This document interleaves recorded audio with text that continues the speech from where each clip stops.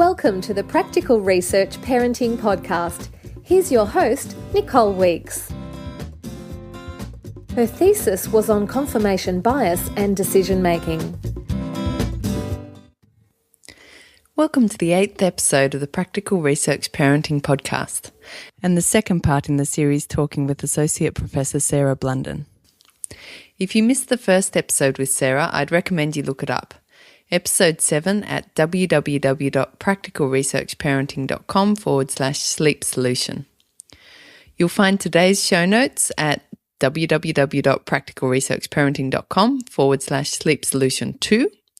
So today we're talking with Sarah about her book, The Sensible Sleep Solution for 0 to 1 year olds. So let's get into it. Getting on to your first book, so The Sensible Sleep Solution. So I intentionally haven't read it so that I can ask you questions with all the curiosity of my audience, and I look forward to reading it after this. So firstly, can you give us an overview of what it covers? Sure. It's got 4 sections, the book. Yep.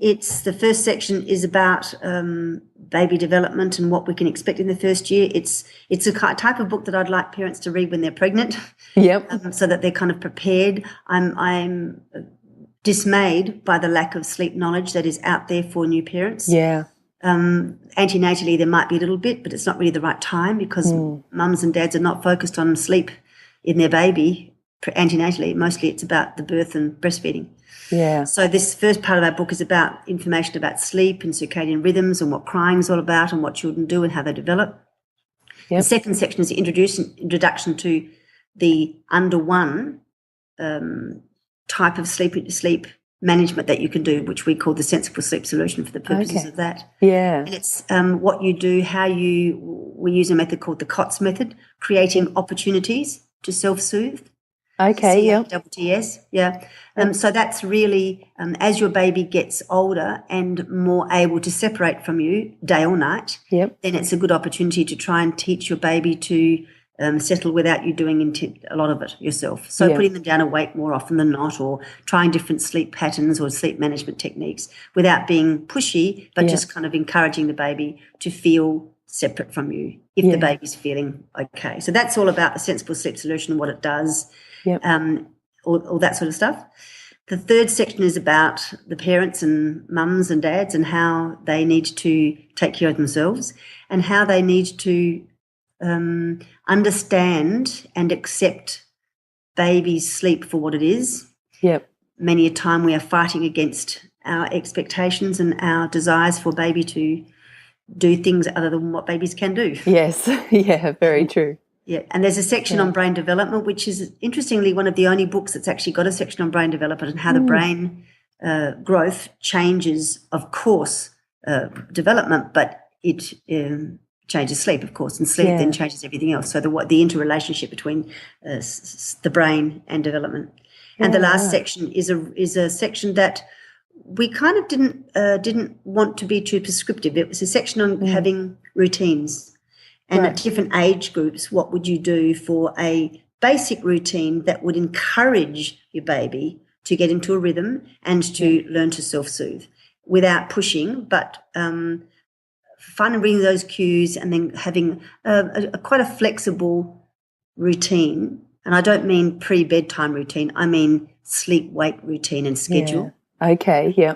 So that sleep-wake health, that is sleep-wake regularity is a very, very important thing for young babies, and that's very underestimated. Yeah, right. So is that sort of scheduling the timing of the sleeps? That's right. Yeah. And, of course, newborns are going to be sleeping around the clock because they don't get a circadian rhythm. That is an innate clock that tells us when to sleep and when to wake in relation to the 24-hour day. Yeah. That doesn't kick in till about 3 months. So prior to that, babies are often sleeping around the clock in all kinds of days and nights. Yeah.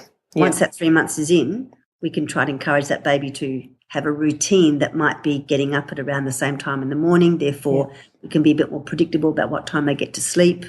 And therefore, we're a bit more clear that the baby might actually be tired at that time. Yeah. therefore, not only is it helpful for mum with other children or things to do, that it might be helpful in our society, but it's also much more healthy for a baby to have a regular sleep wake rhythm. So that's the fourth section of the book. So the book's got 4 chapters and covers pretty much everything we could possibly think of that was necessary. Wonderful. And so a question that just came up was, how important is the feeding in the schedule? Like, does that actually affect sleep? Whether you have, 3 big feeds or whether you have 6 little feeds, does that actually change the sleep pattern?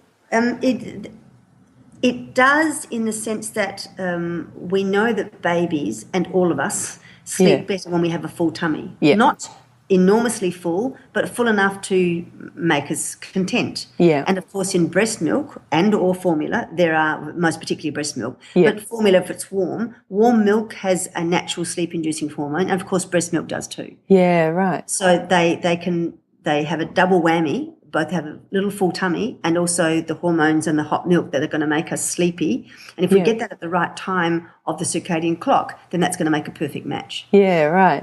Apart from the fact that sleep health allows the regulation of other ultradian rhythms, such as eating, sleeping, drinking, pooing, weeing, or everything has a rhythm. Yeah. And once the sleep health is in a rhythm, then everything else slots in, as opposed to the other way around.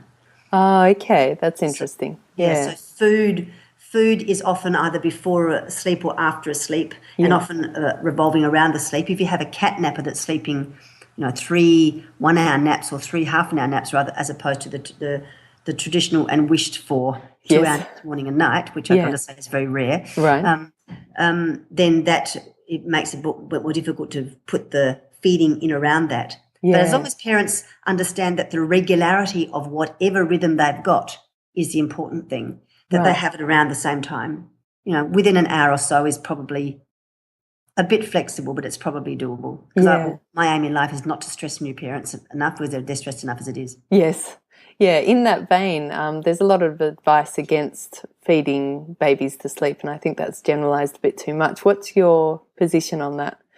And at what age, sort of thing? Yeah, I think the reason that's there is because there is this fearfulness that feeding a baby to sleep when they're young will result in feeding a baby to sleep forever. Yes. And whilst that is true, in that not forever, that once a baby learns the behaviour of falling to sleep on the breast or the bottle, then that, in terms of behaviour theory, means I get the bottle or breast, I fall asleep, I'm happy. Yeah. That's terrific. That works for everybody. Yeah.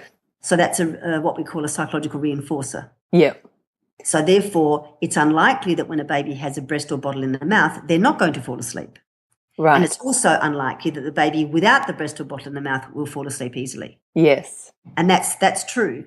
Yeah. But what we have to remember is, 1, young babies fall asleep at the breast or bottle very quickly. Yes. 2, that does not necessarily mean that will be forever. No. Because either the baby might get over that habit themselves if they're a very calm, flexible, easy baby. If they're less calm, easy and flexible baby, they may not, in which case we can change that behaviour very simply by taking the breast or the bottle out of the mouth at the moment of sleep onset and moving on from there. So nothing has to be forever. All behaviour is learned. All behaviour can be unlearned. Yep. And so we have to allow parents to do what works for them and to enjoy their baby. Yes. Without the fear of thinking, oh my gosh, in 6 months we're still going to be doing this, or 1 year or 2 years or 3 years. Yep. Yep, absolutely agree. And your approach is a way of, once that's no longer working for mother and baby, you can work on changing it. That's right, absolutely. Yeah. Yeah, wonderful. Okay, so I guess we've covered in a fair bit of detail the approach. Is there anything more about the approach that we could learn from you? I guess it's important to understand that every baby is different, every mother is different. Yeah. And not only do babies and people have different sleep needs, they have different types of sleep. We now know that genetically there is a predisposition to lighter sleep and less lighter sleep. Oh, right. We know that some kids are more alert than other kids, that they do have the one sleep cycle. It's difficult to get them back to sleep because they're so bouncy and so alert. Yeah. So we are born with temperaments that assist us in doing different things. And some babies will be born with a laid-back attitude that will let them sleep anywhere and any time, and some babies won't. And the expectation is that we all will have the baby that will be an easy to settle baby because for some reason that's a badge of honour. Yeah. And it doesn't need to be. It's just really about the child that we've got and how can we help that child to be as comfortable as possible so that they can learn the skills that they need and that we don't have to think that, one, it's going to be forever, two, that every baby should be the same, because we know in every other sense of the word that's not the case. Yeah. For some reason in babies in sleep we kind of expect them to be. Yeah, yeah. So is there an inherent problem in, for example, catnaps? Not inherently. No. The problem with a catnap is that it's a pain in the neck for mum. Yeah, that's right. Two, it doesn't help the child to get over that end of sleep cycle into the next sleep cycle alone. Right, yeah. Because if they're a catnapper and every time at the catnap we get the child up because they're difficult to settle or whatever, then it means that they're not going to learn the skill of resettling, and at night time they're very likely to do the same thing. Yeah, right. And in my experience they do. Yeah. So inherently it's not a problem, it's really a settling issue. That's the other thing. Yeah. In the big picture of sleep duration, it's better that a child sleeps 4 half an hours in a day than not at all. Yeah, yep. It's just tricky for mum and or dad. Yeah. And in terms of the approach, so you're sort of lessening the amount of intervention you're doing each time, or sort of reducing how much you need to do. How quickly do you change that? So if you wanted to get from, for example, rocking to sleep to sort of less intervention, would you... So you'd start putting them down just before they're asleep. Yep. And then maybe a bit more awake. How gradually or how quickly do you change that? That really is parental choice, I guess. Yeah. The neuroscientists' literature says that if a baby has 10 repetitions or 10 rehearsals or practices of a new behaviour, right, then that new behaviour has been constructed in the baby's brain and they have a new neural pathway that connects those dots. Wow. So that's pretty quick. But if you think about a baby and you just look at a baby, I can see one in my head now, kind of, playing with a mobile that's hanging above their head or something, and they kind of hit it with their hand and they hit it with a hand and they're kind of playing around, the arms are flailing everywhere and they're hitting it. Yeah. By about the 10th time, so the neuroscientist literature tells me, about the 10th time, that becomes an intentional behaviour because they now have made the connection that one equals the other. Okay. And that's how babies learn. So if that's the case, and I've no reason to suspect that's not the case, then if you pick up baby, rock them, calm them, and then put them into cotton, pat them to sleep, or rock them to sleep, whatever you do, and you do that new behaviour 10 times, then that new behaviour will be better understood after 10 times. Right, yeah. So if that's the case, then in your progress from rocking to sleep to perhaps patting to sleep, to perhaps starting to pat to sleep but not to sleep but patting, then perhaps disengaging and sitting in a chair away from the cot, and then perhaps sitting in the doorway, and then perhaps leaving and going to the toilet and calling back to your baby and coming back and checking. Yes. In each of those sections, in a baby of a certain age, the 10-time rule could apply. Yeah. Okay. Now, most parents would say, well, I'm going to do it until my baby is comfortable. Okay, that's great. And that could be short or long or whatever the parent wants. But if they want a time frame and they are seriously in need of a time frame, they're really struggling, then that's the rule that I use because it's the best literature that I've got. Yeah. Because they've done their tests on the capacity of the neural connection to be made. Yeah. Okay. So generally, I guess it would be over days rather than hours. Yes, yeah. I suspect so. Yeah. Which would mean that the Cubs method that I'm talking about, our cue-based responsive method, requires more energy. Yes. More energy, more time. Yep. Commitment, perhaps. No, not about commitment. It's about capacity, I think. Yes. Which is often why people revert to the faster methods, such as controlled crying. Yeah. Because it is faster, it is furious. Yes. And in 60% of the cases, in inverted commas, successful in reducing signalling. Yes. But it's faster. Yeah. And so having said that controlled crying is not our first option, and it's not our first option, when I have a mum or dad who are really, really struggling, we need to go fast. Yeah.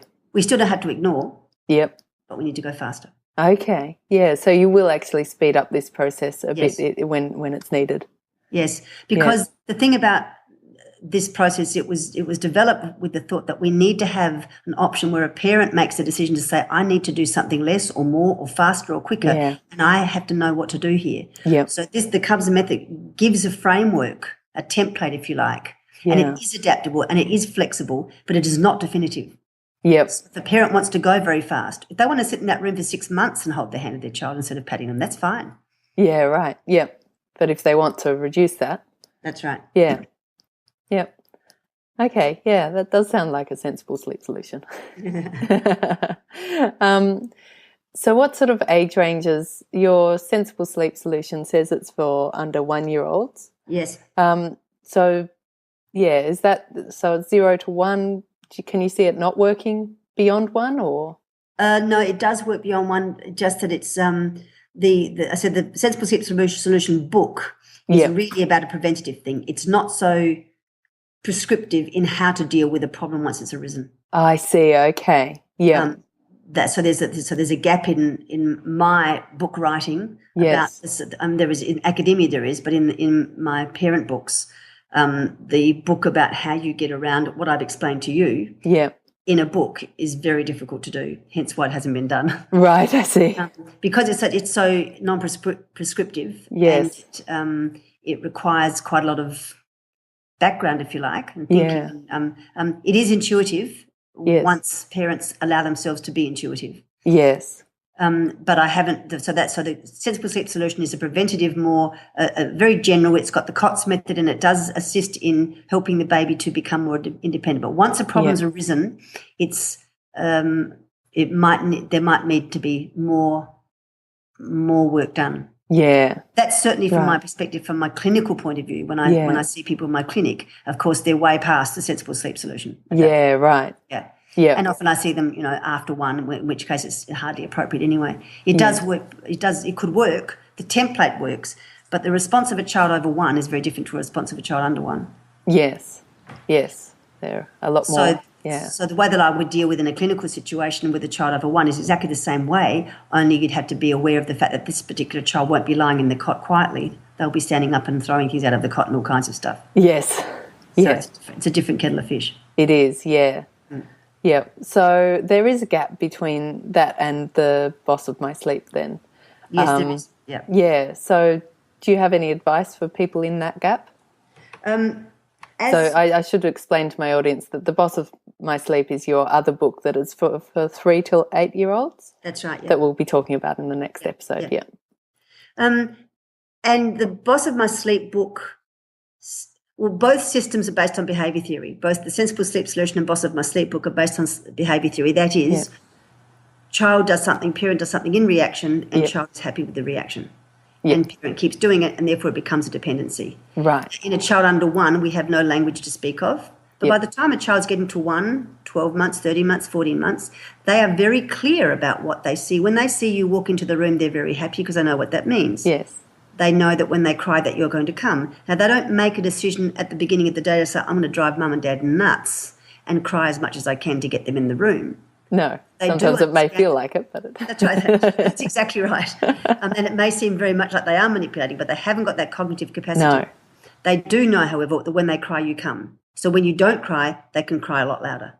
Yeah. And, of course, they can do a lot more. They can be mobile. They can be running around. If they're in a single bed, they'll be getting out of their bed. So there's a whole lot more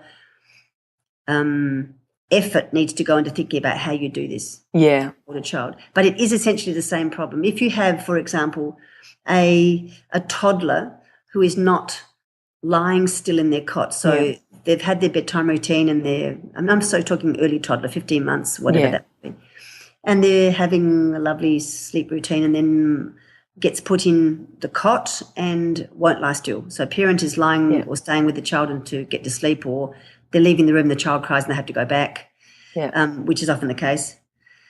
Then parent might stay with them and pat them and sit in the chair next to the bed, and they could instruct the child by behaviour and by showing signs.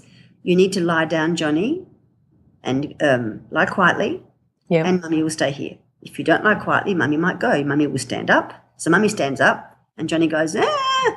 So mummy says, that's okay. You sit down, and mummy shows Johnny how to lie down or sit down. Yeah. I'll stay here and you just lie down. That's the kind of thing I'm talking about. Yeah. As an example, to say there are ways of getting a child to obey the rules of lying quietly in bed. We can't make a child sleep. That is out of our control, unless, of course, we dope them up, and we're not going to do that. No. But all we can do is make child understand the system.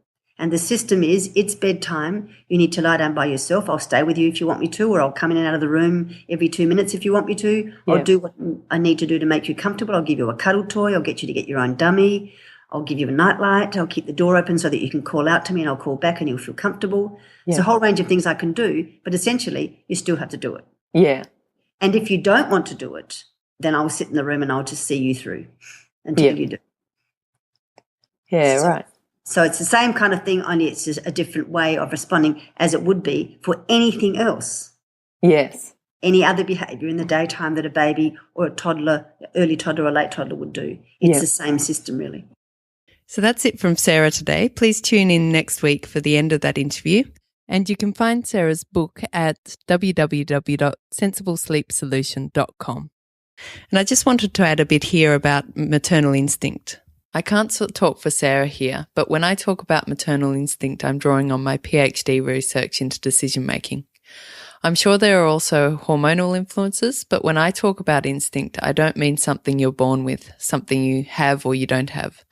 I'm talking about how an expert fireman might predict how a fire will develop, or an expert pilot might predict turbulence. As parents, we become experts at predicting our children. And yes, we make plenty of mistakes, but that's how we learn. We often receive pretty clear and timely feedback because we try things and we find the source of the discomfort, or our baby continues to cry or they stop crying.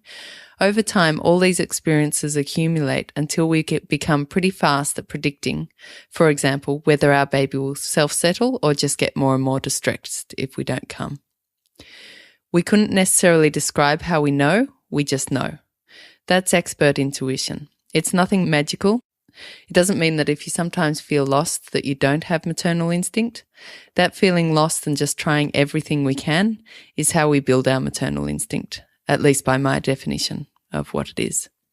So I'll add a link to the scientific discussion paper that has guided my thinking on the show notes at www.practicalresearchparenting.com/sleep-solution2. I'm also very excited to announce my very first product. It's called the Sleep Options Wizard for 0 to 5-year-olds. It's basically a decision guide to help you to find solutions like Associate Professor Blunden's Sensible Sleep Solution that will work for your child's sleep issues. The wizard asks you questions and then provides tailored suggestions. I've specifically focused on suggestions for overcoming night wakings, bedtime struggles, waking early and transitioning from a cot to a bed or co-sleeping to solo sleeping. The Sensible Sleep Solution is in there, along with many other suggestions.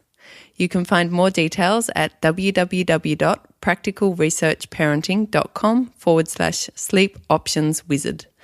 That's sleep-options-wizard, and they're N dashes. I'll include a link in the show notes too. So that again is www.practicalresearchparenting.com/sleep solution 2 for this episode. So please join us again next week for the third in the series with Associate Professor Sarah Blunden talking about her book, The Boss of My Sleep Book, for 3 to 8-year-olds. Thank you. Bye.